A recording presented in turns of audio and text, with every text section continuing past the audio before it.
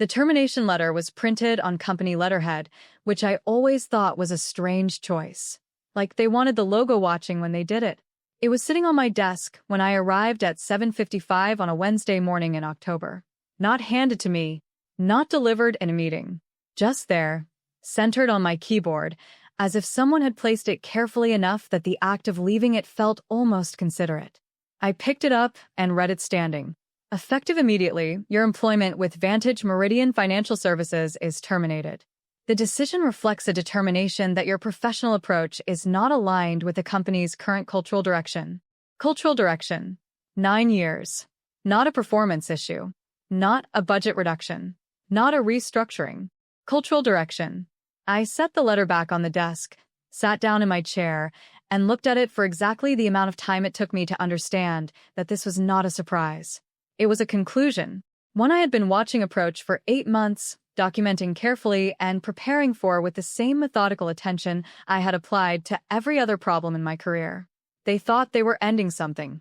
They were actually finishing it for me. My name is Claudia Reyes. I'm 44 years old. For 9 years, I was Senior Compliance Officer at Vantage Meridian Financial Services, a mid-sized investment advisory and asset management firm based in Charlotte, North Carolina. We managed institutional portfolios, advised regional pension funds, and processed vendor contracts for everything from technology infrastructure to third-party research services. Regulated industry. Serious obligations.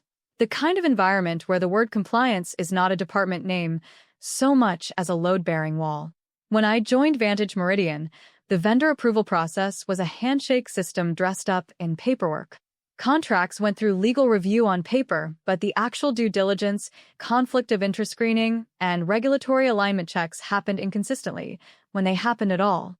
In my first 2 years, I built a vendor review framework called the Meridian Clearance Protocol that standardized every step from initial submission to final approval.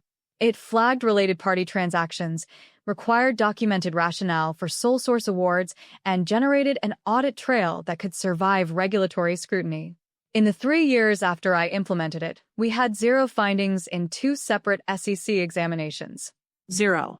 The examiner on the second review told our general counsel it was one of the cleaner vendor governance structures she had seen at a firm our size. I also built the Conflict Disclosure Registry, a database that tracked every vendor relationship against employee ownership interests, board affiliations, and executive relationships. It sounds administrative. What it actually did was prevent the kind of quiet self-dealing that gets firms fined and executives indicted. I missed my father's 70th birthday dinner because a vendor contract needed emergency review before a board meeting the next morning. I took a compliance call from a hospital waiting room while my sister was in surgery because the timing didn't care about my personal life. I did those things because the work mattered and because I understood what happened when it didn't get done. Vantage Meridian was not a perfect company. No company is. But for 9 years, it was a compliant one, and that was largely because someone was paying attention. Then in February, they hired Preston Hale. Preston was 41.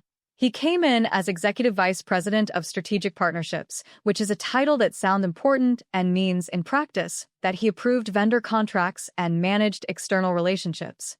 He was also, as the company-wide announcement noted with visible pride, a close personal friend of our CEO, Douglas Merritt. College roommates. 30 years of friendship. The announcement included a photo of them at a charity golf tournament, which told you most of what you needed to know about the nature of the hire. Preston arrived on a Monday in a suit that cost more than my monthly mortgage payment and immediately began referring to the vendor approval process as friction. We need to move faster, he told the partnerships team in his first all-hands. The Meridian Clearance Protocol is a legacy structure. We're going to streamline. Our contracts manager, a careful woman named Diane Cho who had been with the firm for 11 years, raised her hand and asked what streamlining meant in practice. Preston smiled. It means we trust our partners. Diane looked at me across the room. I looked back at her and said nothing. Streamlining, it turned out, meant Preston approving vendor contracts without routing them through the full clearance protocol. Not all of them, just the ones he wanted to move quickly, which I noticed within the first 3 weeks tended to be the ones involving vendors he had personal relationships with. The first one I flagged was a technology services contract worth $340,000 annually. The vendor had been submitted without a conflict of interest disclosure. Standard requirement. The vendor's principal was a former business partner of Preston's from a previous firm. Not a disqualifying relationship necessarily, but a disclosable one. Required by our own policy and, more importantly, by SEC guidance on investment advisor vendor governance. I sent Preston a compliance note. Politely worded. Specific. Cited the relevant policy section and the regulatory reference. He replied in 4 words. Already reviewed. Moving forward, I documented the exchange. Date, time, content, outcome. Filed it in a folder I kept on my personal encrypted drive, not the company server. That was February 14th. By March, there were 3 more. A research services vendor approved without the required independent pricing benchmark. A data analytics firm awarded a sole source contract without the documented rationale our policy required. A consulting engagement approved for a firm whose principal had a disclosed board relationship with one of our pension fund clients, which created a potential conflict that should have triggered a secondary review. Each time, I sent a compliance note. Each time, Preston responded with some variation of already handled or not applicable or my personal favorite, compliance is a support function, not a gatekeeper. I documented every response, every date, every policy reference, every regulatory citation. Diane came to my office in March and closed the door. He's not going through the protocol, she said. I know. What are you doing about it? My job. She looked at me. That's not an answer. It's the only one I have right now. She sat down. Claudia, if this goes sideways. It won't go sideways for you, I said. Make sure every contract that comes through your desk has your standard documentation. Don't approve anything that hasn't gone through proper channels on your end. Keep your records clean. She studied me for a moment. You're already building something. I didn't answer that. She nodded slowly. Okay. Our general counsel was a man named Robert Fitch, 57, careful, the kind of lawyer who read every word of every document and never said anything he hadn't thought through twice. I had worked with Robert for 9 years and trusted his judgment. In April, I went to his office and closed the door. I laid out what I had found. 3 months of documentation, 11 contracts, specific policy violations, regulatory references. The paper trail Preston had left by responding to my compliance notes in writing, which was either arrogance or carelessness, and in practice amounted to the same thing. Robert read through my summary, without speaking. When he finished, he looked up. This is thorough. Yes. Have you shared this with anyone else? No. He was quiet for a moment. Claudia, Douglas, and Preston have been friends for 30 years. I know. This puts me in a difficult position. I understand that. He looked at the documents again. I need to think about how to handle this. Of course. I left his office and went back to mine and continued documenting. Because here is what I understood about Robert Fitch that I had not said out loud. He was a careful man, and careful men in difficult positions sometimes choose the path that protects the institution over the path that protects the principal. Not because they're dishonest, because they're calculating. And when the CEO's college roommate is on one side of the scale, the calculation doesn't always come out the way it should. I was not angry about that. I was prepared for it. By June, the documentation had grown to 47 separate entries, 19 contracts with identifiable compliance deficiencies, 6 instances of sole source awards without required documentation, 4 related party transactions with incomplete or absent disclosure, 2 contracts that, when I cross-referenced the vendor principals against our conflict registry, showed relationships that should have triggered secondary review under SEC guidance on investment advisor conflicts of interest. I had also, in May, consulted with an attorney named Marcus Webb, who specialized in securities regulation and whistleblower matters. I did not tell him where I worked. I described the situation in general terms and asked about the regulatory framework. He told me about the SEC whistleblower program, about the protections it offered, about the documentation standards that made a submission credible, about the difference between an internal complaint and an external one. I thanked him, paid his consultation fee, and went home. Then I kept documenting. Preston's behavior escalated in the summer. Not dramatically. Incrementally. The way bad behavior always escalates when nobody stops it. By July, he had begun approving contracts verbally and asking Diane's team to backfill the paperwork afterward. Diane came to me twice about it. Both times I told her to document the request, note the sequence of events, and route the paperwork through her standard process regardless of what she'd been told verbally. She did. She was meticulous about it. I made sure she knew I noticed. In August, Preston approved a $780,000 technology infrastructure contract with a vendor whose principal was his brother-in-law.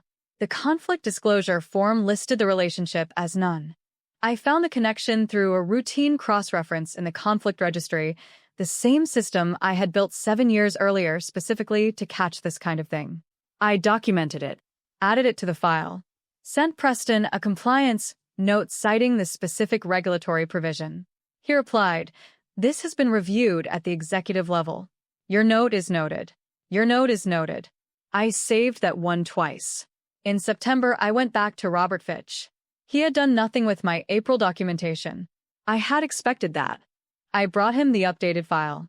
63 entries now. The brother-in-law contract at the top. Robert looked at it for a long time. "Claudia," he said finally, "I've spoken with Douglas about the general concerns. And he has confidence in Preston's judgment." I looked at him. "Robert, the brother-in-law contract alone is a textbook related party violation. If this goes to examination, I understand the risk. Do you?" He met my eyes. "I've advised Douglas of the exposure. He's chosen to proceed." I stood up. "Then I've done what I can internally."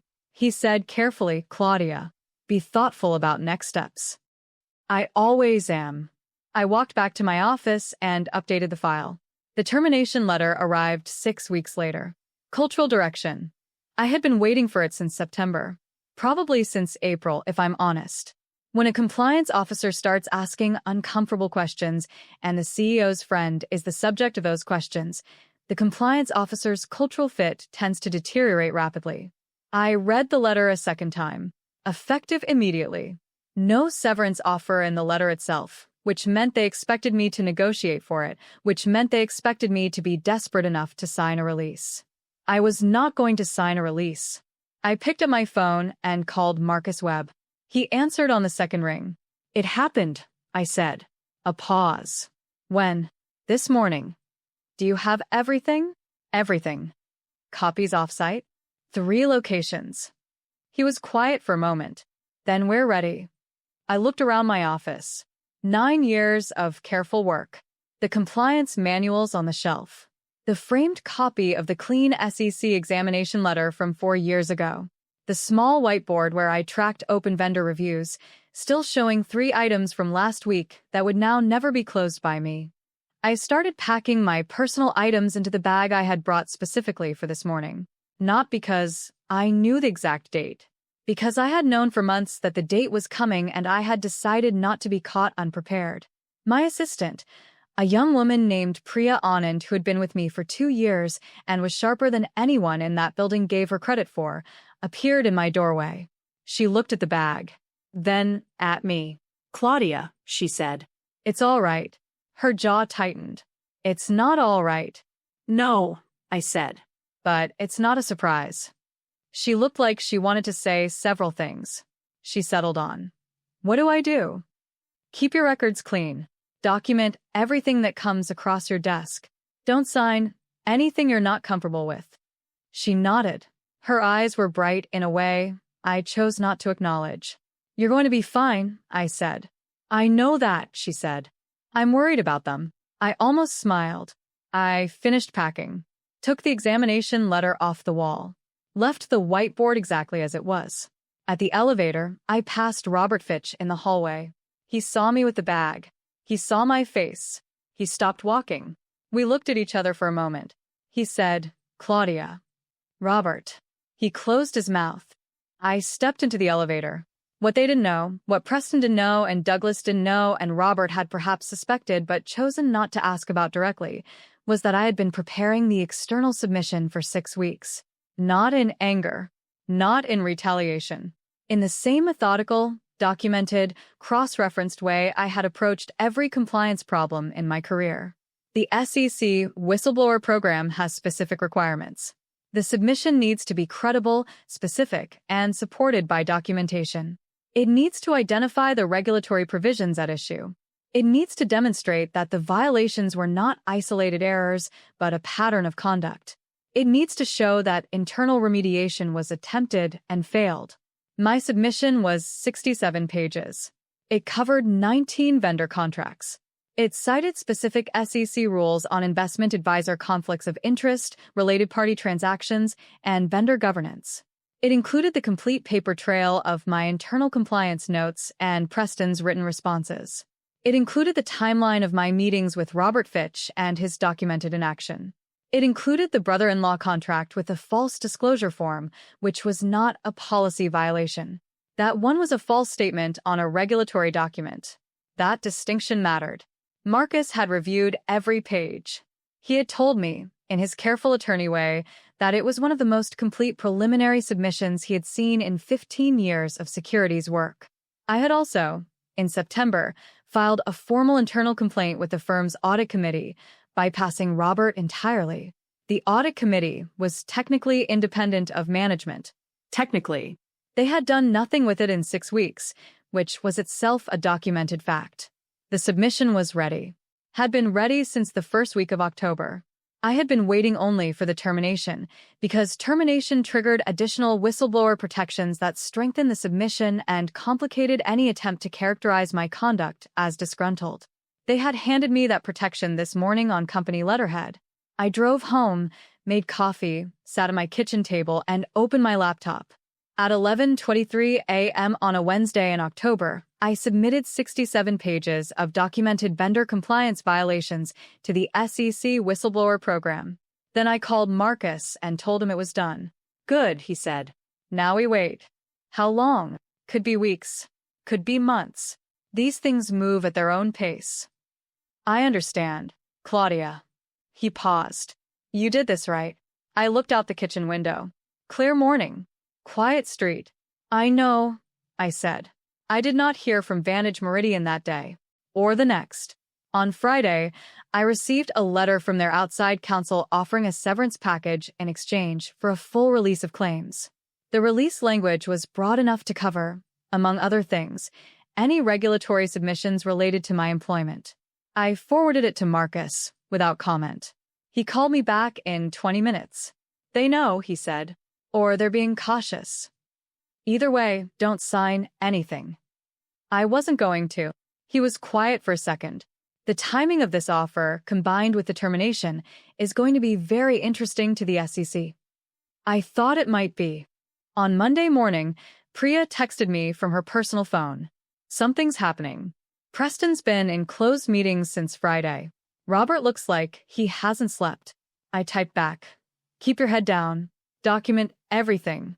She replied, already am. Then, 20 minutes later, a second message. Diane says 2 of the vendors from the spring contracts just got audit requests from their own compliance teams. She thinks someone's asking questions upstream. I set the phone down. The SEC doesn't announce investigations. They don't send press releases. They send letters to firms and they send letters to vendors, and they start asking questions that have a very specific shape to them, the shape of someone who already knows the answers and is now building the record. That shape was apparently visible from inside the building. My phone rang at 4:40 that afternoon. Unknown number. Charlotte area code. I looked at it for a moment. Then I answered. Ms. Reyes, said a voice I didn't recognize. My name is Sandra Okafor. I'm a senior examiner with the SEC's Office of Compliance Inspections and Examinations. I'd like to schedule a time to speak with you about your submission. I sat up straight. Of course, I said. Are you available Thursday? Yes. Good. A brief pause. Ms. Reyes, I've reviewed your submission. It's very thorough. Thank you. I have a few questions about the documentation methodology. I'm happy to walk you through it. Another pause.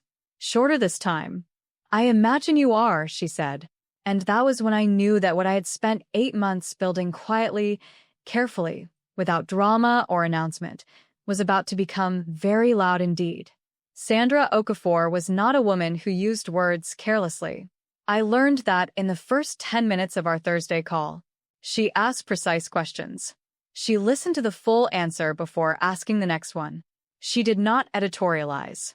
She did not react visibly to anything I said, which told me she had already read the submission closely enough that nothing I was telling her was new information.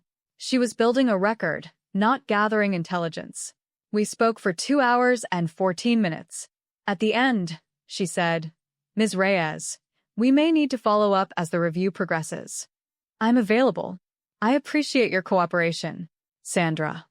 I paused. How often do you see submissions this documented? A beat. Not often. Good to know. I hung up and sat at my kitchen table for a long moment. Outside, the neighborhood was doing its ordinary Thursday things. A dog walker, a delivery truck, the sound of someone's leaf blower 2 houses down. None of it knew what had just started. By the end of the second week, Vantage Meridian was no longer managing a compliance concern. They were managing a collapse. It started with the technology infrastructure contract, the $780,000 one, the brother-in-law contract with the false disclosure form. The SEC's preliminary inquiry had apparently included a document request to the vendor, and the vendor's own legal team, upon reviewing what they had signed and what had been disclosed, made the reasonable decision to get ahead of the problem by cooperating fully. Priya texted me on a Tuesday morning. "Preston's been in with Douglas and outside counsel since 8 a.m. Robert hasn't come out of his office." I replied, "How's Diane?" She texted back, "Diane is fine. Diane kept everything." Good, I thought. Diane always kept everything. The relational failure came next, and it came from a direction Preston hadn't anticipated, which is the thing about relational failures. They don't announce themselves. They arrive through the people you assumed were loyal because you'd never given them a reason to be otherwise. Vantage Meridian managed compliance oversight for 3 regional pension funds.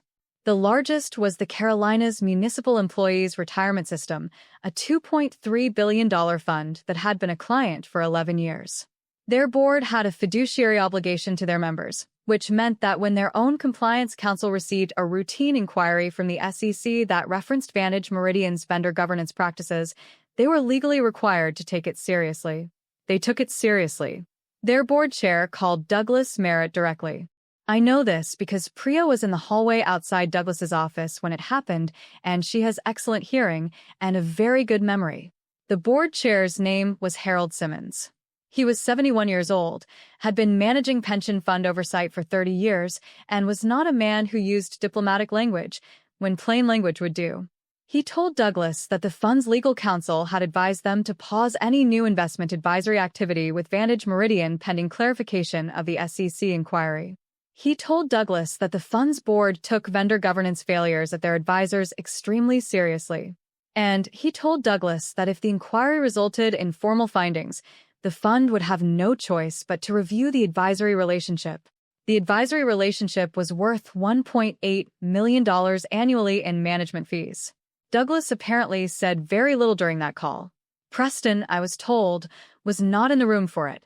He had been asked to step out. That detail told me everything about where things stood internally. The financial problem arrived 4 days later, and this one had a number attached to it that made the $780,000 vendor contract look like a rounding error. 2 of the other pension fund clients, smaller ones, had received similar inquiries from their own counsel. One of them, a county employees fund in South Carolina, had a contract renewal coming up in 30 days. They notified Vantage Meridian in writing that they were exercising their right to delay renewal pending the outcome of the SEC review. That contract was $640,000 annually.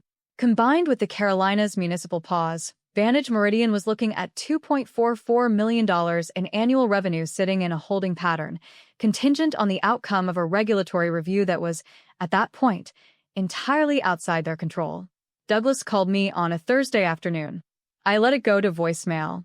His message was 4 sentences. His voice was the voice of a man who had spent 2 weeks watching something he built absorb damage he hadn't anticipated and couldn't stop. "Claudia, it's Douglas. I'd like to speak with you directly if you're willing." I think there's a path forward here that works for everyone. Please call me back. A path forward that works for everyone. I played it twice. Not because I needed to hear it again, because I wanted to make sure I had the exact phrasing right when I told Marcus about it. Marcus said, "Don't call him back yet." I know. Let the regulatory process develop a little more. I know, Marcus. He paused. You already weren't going to call him back. Correct. The regulatory failure was the last domino, and it was the one that changed the nature of the situation entirely. The SEC's Office of Compliance Inspections and Examinations does not typically move quickly. Regulatory processes have their own pace, their own procedures, their own internal review requirements. I had understood from the beginning that this would take time. What I had not fully anticipated was that the false disclosure form on the brother-in-law contract would accelerate the timeline considerably. A policy violation is a compliance matter. A false statement on a regulatory document is a different category of problem. It has a different set of consequences, a different set of potential personal liabilities, and a different level of urgency in the SEC's internal prioritization. Sandra Okafor called me on a Friday morning. Ms. Reyes, I wanted to let you know that the matter has been escalated to the Division of Enforcement. I was quiet for a moment. I see. I can't share details of the investigation, but I wanted you to know that your documentation has been formally entered into the record. Thank you, Ms. Reyes. A pause. The whistleblower program has provisions for financial awards in cases where enforcement actions result in sanctions exceeding $1 million. I said, I'm aware. Good, she said. And then, in a tone that was as close to warmth as a senior SEC examiner probably allowed herself on a work call, you did the right thing. I thanked her and hung up. Then I sat with that for a minute, not because I needed validation, because 9 years of careful work had just been formally acknowledged by the one institution whose acknowledgement actually meant something in this context. That was worth a minute. Douglas called again that afternoon. Then Preston called from a number I didn't recognize, which told me he had figured out I wasn't answering his direct line. Preston's voicemail was longer than Douglas's and considerably less composed. Claudia, it's Preston Hale. I think there's been a significant misunderstanding about the vendor review process, and I'd really like the opportunity to walk you through my thinking on those contracts because I believe if you understood the strategic context, you'd see that the decisions were sound and the documentation issues were administrative in nature and not intentional, and I think we could resolve this in a way that... I deleted it before he finished the sentence. Administrative in nature. The man had approved a $780,000 contract with his brother-in-law and filed a disclosure form saying the relationship was none, and he wanted to walk me through the strategic context. I called Marcus. Preston left a voicemail. I said, "Don't respond." I wasn't going to. Forward it to me. I did. He called back in 10 minutes. He just described the false disclosure as an administrative issue. Yes. On a recorded voicemail. Yes. Marcus was quiet for a second.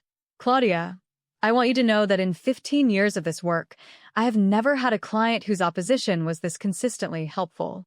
I almost laughed. Almost. Douglas called a third time on Monday morning. This time I answered. Douglas. Claudia. He exhaled. Thank you for picking up. I have a few minutes. He got to it quickly, which I respected. I'd like to bring you back. Consulting capacity. We'll make it worth your while. Whatever number you need. No. A pause. Claudia. Douglas, I'm going to stop you there. A consulting engagement doesn't fix what's broken. It patches it. And I'm not interested in patching something that needs to be rebuilt. Silence. If you want to have a different conversation, I said, have your counsel call Marcus Webb. He has my terms. I hung up. Marcus had my terms. I had written them out the week after I was terminated, in the same methodical way I wrote everything. Not because I was certain they'd be accepted. Because I wanted to be clear with myself about what I was and wasn't willing to do before anyone started making offers designed to make me feel grateful. The call that mattered came 3 weeks later. Not from Douglas. From Robert Fitch. Robert called on a Wednesday morning and asked if I would meet him for coffee. Not at the office. at a place near his home, which told me this was not an official conversation.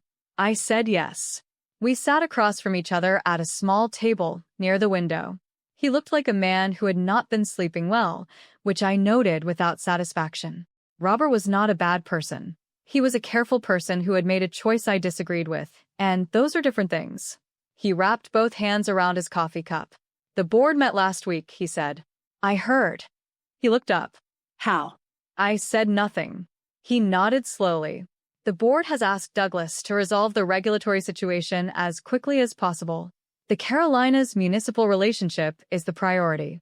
Harold Simmons has made it clear that the fund's continued engagement depends on demonstrable remediation. Demonstrable? Yes. He paused. That word was used specifically. What kind of remediation? Structural. Personnel. Governance. He looked at me. They want you back, Claudia. Not consulting. Permanent. Chief Compliance Officer. I looked at him. That's a new title, I said. Yes. What happened to the old structure? He was quiet for a moment. Preston has been asked to step back from vendor approval authority pending the investigation. Pending. For now. I looked out the window. A woman was walking a very small dog that appeared to be wearing a sweater. The dog looked unbothered by everything. Robert, I said, I need you to understand something. I'm not coming back to fix a PR problem. I'm not coming back to make Harold Simmons comfortable enough to renew a contract. If I come back, it's because the structure is actually different. Not on paper. Actually different. He met my eyes. I know. Then have Patricia call Marcus. All of it goes through him. He nodded. There's one thing I need to tell you before that conversation happens. I waited. Preston is going to resist the documentation requirement. The formal report. He has counsel advising him that a written internal record of the specific decisions creates additional personal exposure. I know. Douglas may ask you to consider. No. Robert stopped. The report is not negotiable, I said. Not because I want to punish anyone. Because the board needs a factual record of what happened in order to make structural changes that actually hold. Without the report, this is just personnel shuffling. And personnel shuffling doesn't satisfy the SEC, it doesn't satisfy Harold Simmons, and it doesn't satisfy me. He looked at me for a long moment. I'll tell them, he said. Good. I finished my coffee, left a tip that was probably too large for the size of the order, walked out into a clear November morning feeling, for the first time in months, like the ground under my feet was exactly where I had expected it to be. The formal negotiation took 11 days. Marcus handled most of it. He was precise and unhurried, which is the correct way to negotiate when the other side needs you more than you need them. He called me each evening with updates, and each evening the updates moved in the direction I had outlined. Chief Compliance Officer. Permanent. Full executive authority over vendor governance, conflict review, and regulatory relationships. No overrides from strategic partnerships, no executive exceptions, no informal approvals. Compensation. Base salary of $285,000, which was 2.5 times my previous base. Performance bonus tied to clean examination results and client retention. Signing bonus of $60,000. Equity participation in the firm's profit-sharing structure, which I had never had access to before. Priya Anand. Retained. Promoted to compliance manager. Salary increase of 22%. Written acknowledgement of her conduct during the transition period. Diane Cho. Formal recognition of her documentation practices, title adjustment to Senior Contracts Administrator, inclusion on the Vendor Governance Committee I would be building. And the report. A formal internal review of all vendor contracts approved between February and October, documenting decisions, dates, policy references, and the individuals who authorized them. Preserved in board records. Provided to the SEC as part of the remediation package. Preston's counsel pushed back on the report for 8 of the 11 days. On day 9, Marcus called me. They're offering a modified version, he said. Summarized findings without individual attribution. No. Claudia. Marcus. Individual attribution is the point. The board needs to know who made which decisions. The SEC needs to know. And frankly, Preston's counsel should understand that a documented remediation effort with clear accountability is better for their client than an investigation that has to reconstruct everything from scratch. A pause. That's a good argument. Feel free to use it. He did. On day 11, Preston's counsel agreed to the full report. I signed the offer letter on a Thursday morning, the same day of the week as the termination letter, which I noticed and found mildly satisfying in a way I didn't share with anyone. I drove to Charlotte on a Monday, parked in the executive lot, which was new, walked through the front entrance at 8:30. The receptionist, a young man named Kevin who had been at the front desk for 3 years and always remembered everyone's coffee order, looked up when I came through the door. His face did something uncomplicated and genuine. "Ms. Reyes," he said. "Welcome back." "Thank you, Kevin. Your office is on 4 now." "I know." He smiled. "It has a window." I took the elevator to 4. The doors opened and Priya was standing in the hallway with a legal pad and a pen and the expression of someone who had been professionally composed for weeks and was now allowing herself exactly one moment of something else. "Chief Compliance Officer," she said. "That's what it says." She looked at me. "I kept everything." "I know you did." She fell into step beside me. "Diane's already in the conference room. She has the vendor file from the last 6 months organized by date and risk level." "Of course she does." "Robert wants to meet at 10. "Fine." "And Preston," she paused. "What about him?" "He's in the building. He's been moved to a business development role. No vendor authority, no contract approvals, no client-facing compliance conversations." I nodded. "He walked past the compliance suite this morning," she said. "He didn't stop." "Good."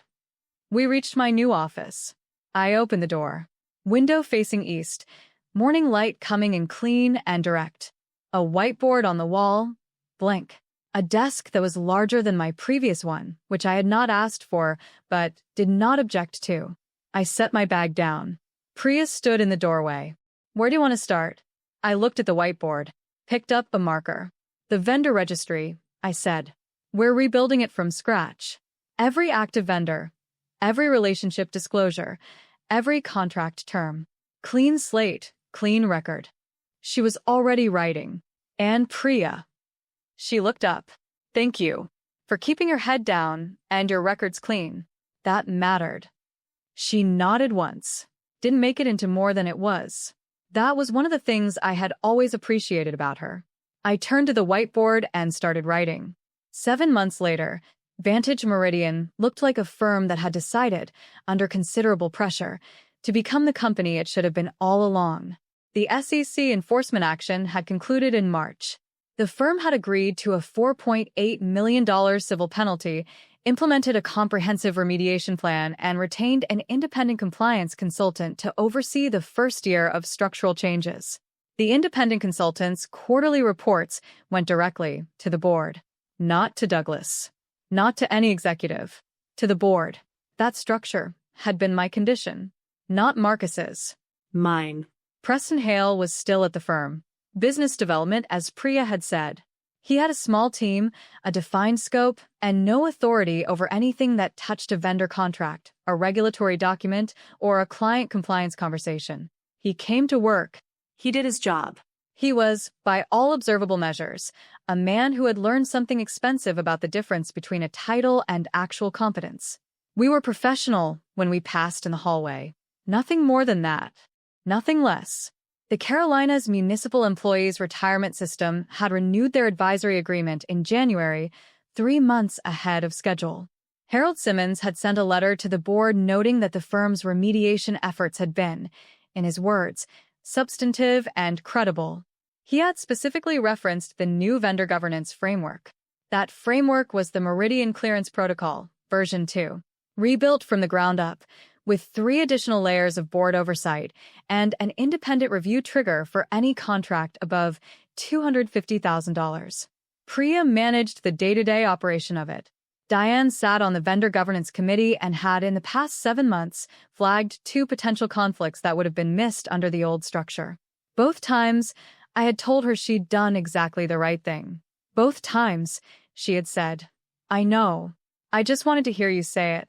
The County Employees Fund in South Carolina had renewed in February. The third pension client, the one that had paused, had renewed in April with a contract expansion worth an additional $280,000 annually. The total financial cost of the 8 months between Preston's arrival and my return, when Derek finally compiled it for the board report, was $7.3 million. Penalty, legal fees, remediation costs, lost revenue during the pause periods, and the independent consultant engagement. $7.3 million. For approving vendor contracts without proper review. For dismissing the person whose job it was to prevent exactly that. For writing cultural direction on a termination letter and assuming that was the end of the story. My life outside the building was better in ways I hadn't fully planned for. I had started leaving at 5:30 most days, which sounds unremarkable until you understand that for 9 years, I had rarely left before 7 o'clock. The work was still there in the morning. The difference was that now the structure around me was one I had built and trusted, which meant I didn't have to compensate for its gaps with my own hours. I went to my father's birthday dinner in June, his 72nd. I was there for the whole thing. I did not check my phone once. He asked me, over dessert, how work was going. I thought about the question for a moment. Better, I said. He looked at me. Better than what? Better than it was. He nodded, the way fathers do when they understand more than they're saying. You look like yourself again. I didn't have an answer for that. But I thought about it on the drive home, and I thought he was probably right. There's a letter sitting in a frame on my office wall now. It's the clean examination letter from the SEC review we completed in May, for months after I returned. 0 findings. The examiner's note at the bottom said the vendor governance framework was among the most robust she had reviewed at a firm of our size. It's the second letter like that I've earned at this company. The first one I had taken off the wall on the morning of my termination and carried out in a bag because I had built what it represented and I wasn't leaving it behind. The second one I put on the wall the day it arrived, and I have not moved it since. I think about that Wednesday morning sometimes. The termination letter centered on my keyboard. The logo watching. Cultural direction, printed in the same font as 11 years of memos and meeting notices and quarterly reports, as if the words were ordinary. As if they were just another piece of company communication, and not the moment someone decided that the person keeping the building standing was less important than the comfort of the person setting it on fire. They were wrong about that. They found out they were wrong about it in the most expensive way available to them. But here is what I actually learned, the thing that stayed with me after the penalty was paid, and the contracts were renewed, and the whiteboard in my office was full again. Documentation is not bureaucracy. It is not administrative overhead. It is not the thing you do, because the policy says you have to. Documentation is the record of what actually happened, preserved in a form that survives the version of events that powerful people prefer. It is the difference between a complaint and a case, between a feeling and a fact, between being dismissed and being heard. I spent 8 months building that record quietly, carefully, without announcing it to anyone. Not because I was planning revenge, because I understood that the truth, properly documented, does not need an advocate. It just needs to be findable. They put a termination letter on my keyboard and called it cultural direction. I had 67 pages that said otherwise. If you've ever been underestimated at work, I hope this story reminds you that quiet preparation always beats loud arrogance. If this resonated, like and subscribe. I share stories like this every week. And remember, when they hand you a termination letter, check what you're carrying out the door, because the most valuable thing you built might be the one thing they forgot to ask for back.